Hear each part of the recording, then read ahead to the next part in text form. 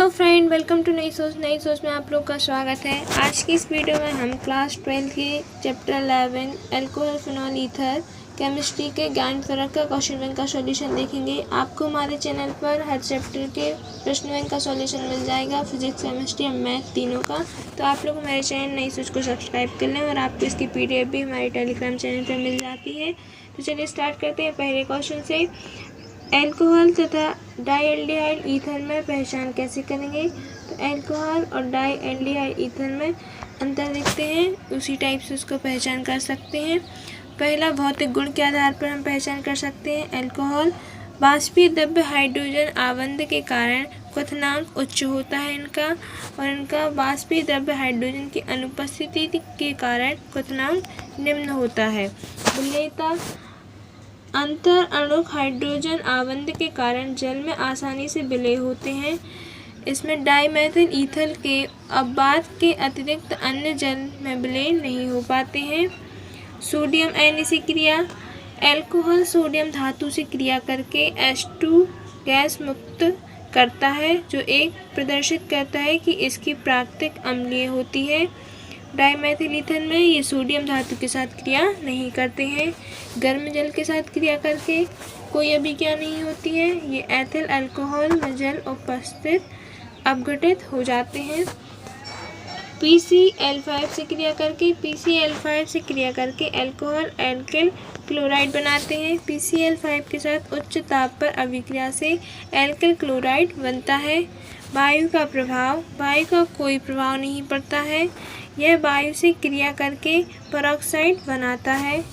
ऑक्सीकरण करके यह आसानी से एल्डिहाइड तथा कीटोन ऑक्सीकृत हो जाता है। ये ऑक्सीकरण के प्रतिरोध होते हैं।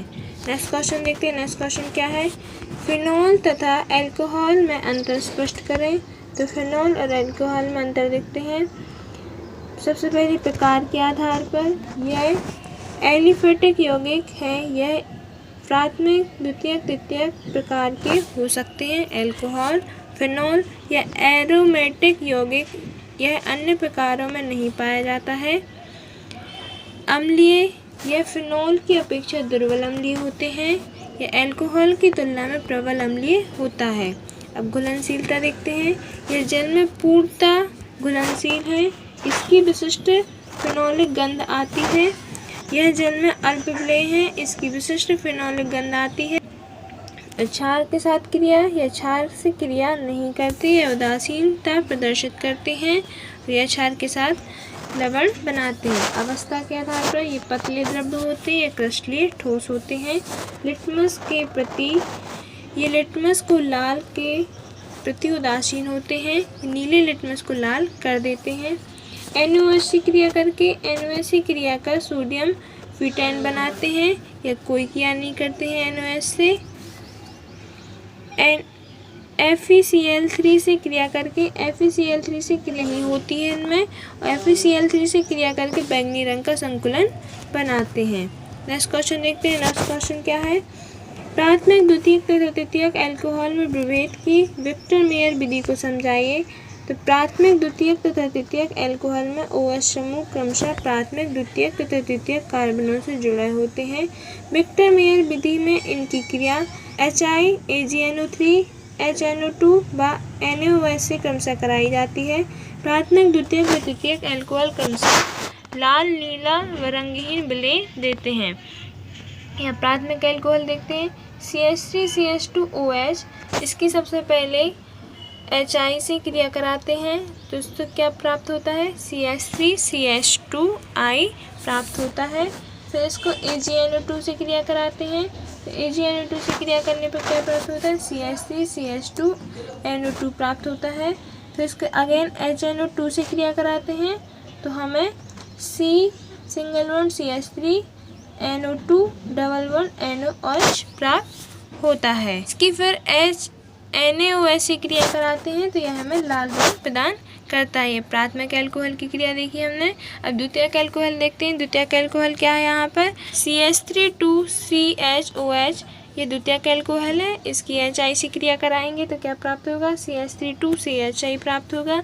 AgNO2 से क्रिया कराएंगे तो क्या होगा, CH3 2CHNO2 प्राप्त होगा। फिर इसकी HNO2 से क्रिया कराने पर हमें क्या प्राप्त होगा, HNO2 से क्रिया कराने पर CH3 CNO2 NO प्राप्त होगा। अब इसकी NaOH से क्रिया कराने पर हमें ये नीला रंग देता है। अब तृतीयक अल्कोहल देखते हैं। तृतीयक अल्कोहल क्या करता है, CH3COH HI से क्रिया कराने पर क्या प्राप्त होता है, CH3CI प्राप्त होता है। फिर AgNO2 से क्रिया कराई तो CH3CNO2 प्राप्त हुआ और HNO2 प्राप्त होगा। फिर HNO2 से क्रिया कराने पर हमें यह कोई भी अभिक्रिया नहीं देता है।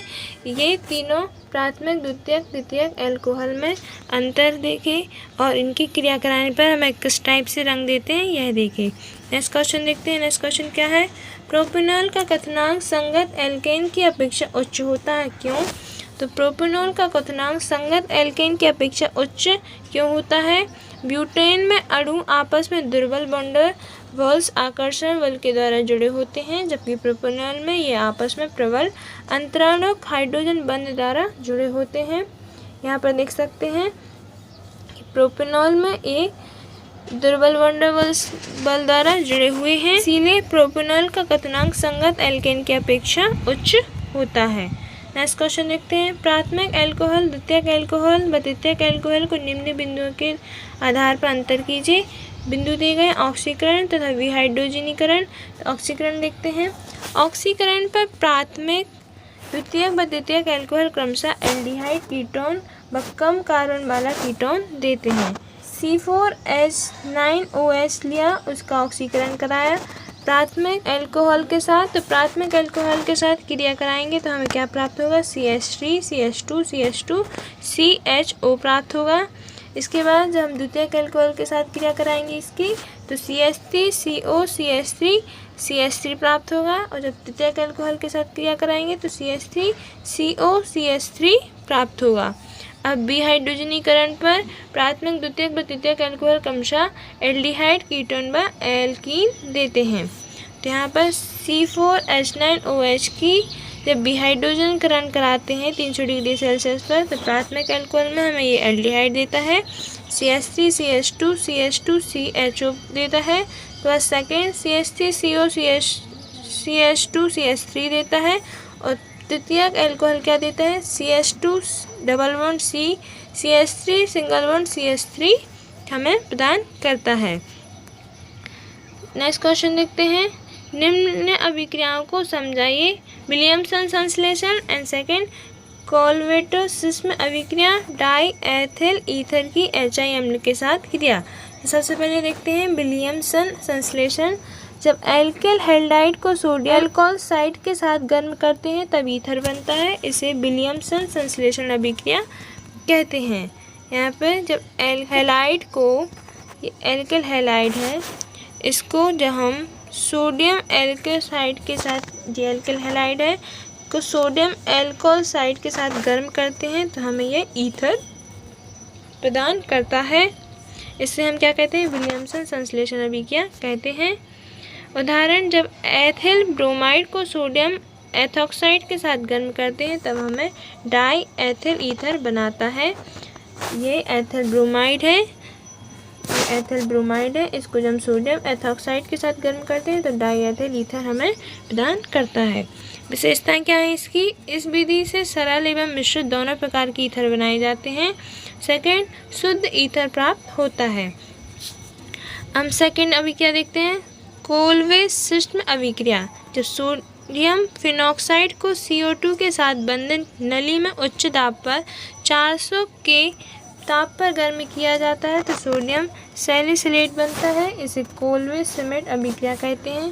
सोडियम सैलिसिलेट को अम्लीकृत कर सैलिसिलिक अम्ल बनाता है। ये सोडियम फिनॉक्साइड है, तो हम CO2 के साथ उच्च दाब पर हम गर्म करते हैं तो हमें सोडियम सैलिसिलेट, और जब हम HCl के साथ अभिक्रिया कराते हैं तो सैलिसिलिक अम्ल प्राप्त होता है। थर्ड देखते हैं, C2H5OC2H5 प्लस HI के साथ अभिक्रिया कराते हैं तो हमें क्या प्राप्त होता है, C2H5OH प्लस C2H5I प्राप्त होता है।